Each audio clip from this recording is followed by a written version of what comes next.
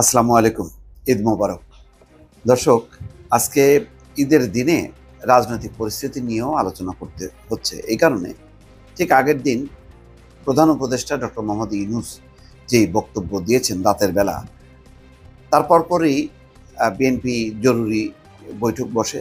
তাদের স্থায়ী কমিটির যে বৈঠক হয়, সেই বৈঠকে লন্ডন থেকে ভার্চুয়ালি যুক্ত হন দলের ভারপ্রাপ্ত চেয়ারম্যান তারেক রহমান। সেখানে যেই বক্তব্য এসছে তার মূল কথা হচ্ছে এই, যে চলতি বছরের ডিসেম্বরের মধ্যেই আগামী জাতীয় সংসদ নির্বাচন অনুষ্ঠানের প্রস্তাব পুনর্ব্যক্ত করেছে বিএনপি।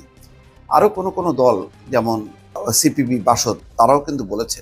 আর বাকিরা একটু ঢিলাঢালা মতো আর কি, যে জানুয়ারি হলে হয়তো ফেব্রুয়ারি মাসে করা যেত, এপ্রিল মাসে আপত্তি নেই। সবচেয়ে বেশি খুব দ্রুত বেগে সন্তুষ্টি প্রকাশ করে বিবৃতি দিয়েছে জামাত ইসলাম, এনসিপি। তারা